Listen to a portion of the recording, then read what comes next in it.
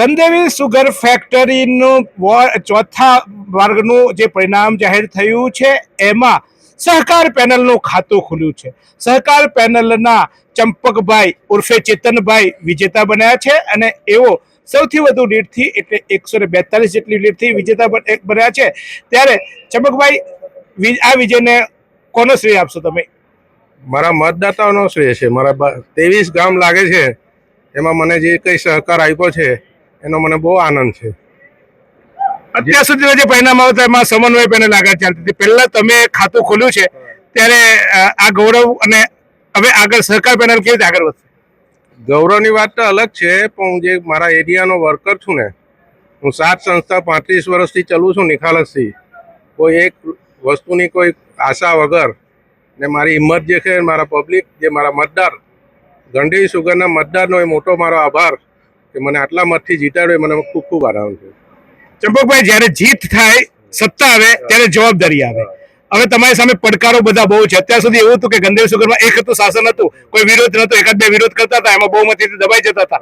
હવે તમારી સામે મોટા પડકારો છે અને એ પડકારોને કેવી રીતે જીતશો? હવે પડકારો તો હું 35 વર્ષથી બધી સંસ્થા ચલાવું છું ને, એટલે સમજી જવાનું કે હું માણસ કે ટાઈપનો છું ને, એટલે પડકાર તો મારી સામે કોઈ ને પડકારને દડકાર કરું છું। હા, એટલે હું માણસ એ ટાઈપનો છું। એટલે મેં કીધું ને કે પેલો શબ્દ નથી વાપરતો, નહીં તો મારી સામે બોલવું એટલે રૂતંબરાનું ભાષણ ચાલુ થાય। કે મને ઘણા માણસો મને કહે છે મારા ઘર નજીકના કે તું બધું ગોખીને આવે છે, મને કઈ પ્રશ્નોત્તરી આપી છે કે મારે જવાબ તને પૂછીને આપવાના?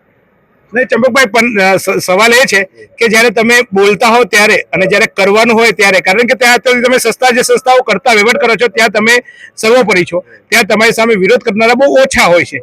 અહીંયા વિરોધ અને સાથે સાથે એવા પ્રશ્નો પણ ઉપસ્થિત છે કે એ પ્રશ્નો લઈને હવે તમારી જવાબદારી બહુ વધી જવાની છે। ચંપકભાઈ, કેવી રીતે લડત આપશો?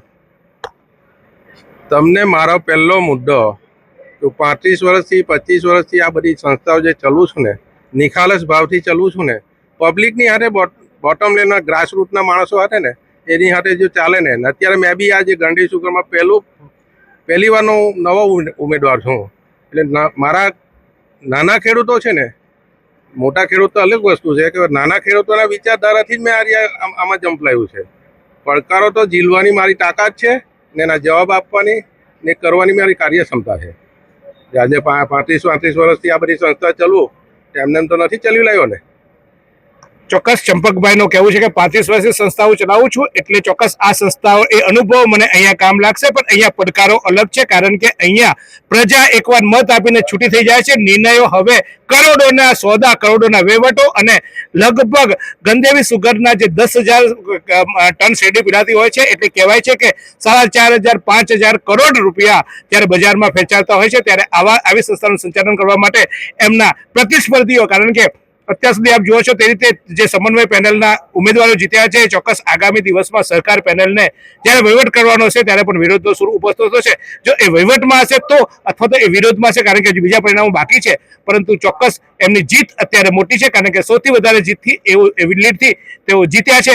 ત્યારે અત્યારે તો જીતના અભિનંદન આપીએ। પડકારો માટે ચોક્કસ એમની પાસે ફરીવાર આપણે મુલાકાત લઈશું કે આ પડકારોને, કારણ કે પ્રશ્નો એમને પૂછીશું કે આ પડકાર છે એનું સમાધાન શું હશે, કારણ કે ઘણીવાર એવું થાય કે રસોઈ બહુ સારી બનાવતા હોઈએ પરંતુ જ્યારે બસ ચલાવવાની આવે ત્યારે મુશ્કેલી થાય, એટલે બધા જ પડકારો અલગ અલગ પ્રકારના આવશે, તો એ પડકારો પણ એમને પૂછીશું। પણ અત્યારે તો એમને ખૂબ ખૂબ અભિનંદન। સહકાર પેનલનું ખાતું ખુલ્યું છે। સમન્વય પેનલ એક તરફી અત્યારે ચાલતી હતી, પરંતુ આ ચોથી બેઠકથી હવે એને સમન્વય પેનલની જે વિજય રથ ચાલતો હતો એમાં ચોક્કસ એક બમ્પ બનવાનું કામ ચંપકભાઈ એ કર્યું છે, ઉર્ફે ચેતનભાઈએ કર્યું છે।